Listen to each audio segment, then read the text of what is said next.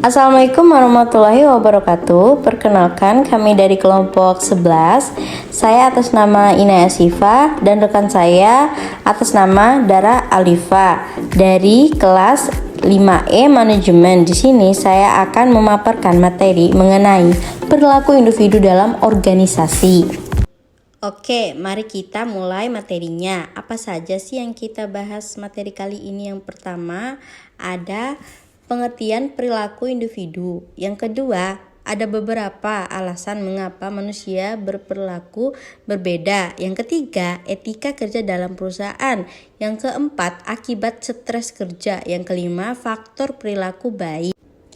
Pengertian perilaku individu diartikan sebagai suatu sikap atau tindakan serta segala sesuatu yang dilakukan manusia, baik yang dilakukan dalam pekerjaan maupun di luar pekerjaan, seperti berbicara, bertukar pendapat, berjalan, dan sebagainya. Setiap individu mempunyai karakteristik yang berbeda sehingga setiap manusia mempunyai keunikan sendiri. Oleh sebab itu, antara individu yang satu dengan yang lain pasti mempunyai perbedaan.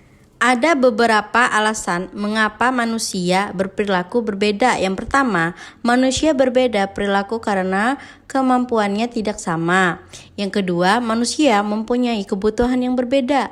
Yang ketiga, orang berpikir tentang masa depan dan membuat pilihan tentang bagaimana bertindak. Kebutuhan manusia dapat dipenuhi lewat perilaku masing-masing. Yang keempat, seseorang memahami lingkungannya dalam hubungan dengan pengalaman masa lalu dengan kebutuhannya. 5. Seseorang mempunyai reaksi-reaksi senang dan tidak senangnya. Menurut Gibson 1996 menyatakan perilaku individu adalah segala sesuatu yang dilakukan seorang seperti berbicara, berjalan, berpikir atau tindakan dari suatu sikap.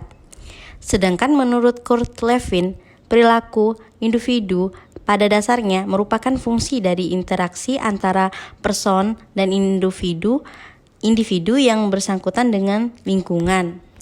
Etika bahasa Yunani yaitu ethos yang berarti watak kesusilaan atau adat kebiasaan, yaitu custom. Etika adalah ilmu yang membahas perbuatan baik dan perbuatan buruk manusia sejauh yang dapat dipahami oleh pemikiran manusia. Etika berkaitan dengan erat, yaitu moral. Bahasa Latinnya yaitu mos, yang dalam bentuk jamaknya mores, yang berarti adat kebiasaan cara hidup seseorang dengan melakukan perbuatan yang baik, kesusilaan, dan menghindari hal-hal yang tindakan yang buruk. Etika kerja dalam perusahaan merupakan rumusan penerapan nilai-nilai etika yang berlaku di lingkungan dengan tujuan untuk mengatur tata krama aktivitas para karyawan agar pencapaian tingkat efisien dan produktivitas yang maksimal. Etika perusahaan menyangkut hubungan perusahaan dan karyawan sebagai suatu kesatuan dalam lingkungan. Etika kerja menyangkut hubungan kerja antara perusahaan dan karyawannya.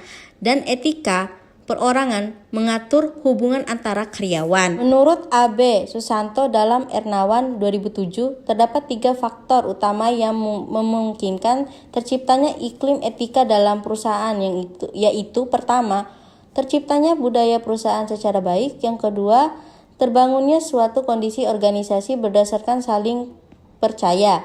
Yang ketiga, terbentuknya manajemen hubungan antara pegawai. Terdapat beberapa hal yang bisa mendorong pekerjaan perilaku etis dalam pekerjaan, yaitu yang pertama, komunikasi yang baik, karena tanpa memperhatikan di mana kita berada saat ini di dalam hierarki manajemen, kita tidak dapat membuat komunikasi yang efektif. Yang ketiga, ketentuan, yaitu standar. Yang ketiga, keteladanan. Akibat stres kerja, yang pertama tidak kemampuan, yang kedua target tidak tercapai, yang ketiga tekanan dari atasan, yang keempat tekanan dari keluarga, yang kelima tekanan dari orang yang dia anggap berpengaruh, yang keenam faktor lingkungan kerja yang tidak kondusif. Yang ketujuh, faktor watak pribadi dan lain-lain. Faktor perilaku baik yang pertama, kecocokan pekerjaan sehingga disenangi. Yang kedua, atasan selalu memuji. Yang ketiga, atasan selalu memotivasi. Yang keempat, reward dari perusahaan. Yang kelima, lingkungan kerja kondusif. Yang keenam, selarias dan fair sesuai, yaitu gaji dan upah yang sesuai. Yang ketujuh, perhatian perusahaan. Kesimpulan, perilaku individu akan menentukan maju mundurnya sebuah organisasi perusahaan. Hal ini menjadi tugas manajer untuk menciptakan lingkungan yang kondusif dan harmonis. Tumbuh saling menghargai antara atasan dengan bawahan. Pekerjaan dengan pekerjaan, semua individu mempunyai rasa tanggung jawab serta mampu menanamkan etika atau moralitas dalam organisasi perusahaan. Sekian dari presentasi yang dapat saya sampaikan. Kurang lebihnya saya mohon maaf. Wassalamualaikum warahmatullahi wabarakatuh. Dadah teman-teman.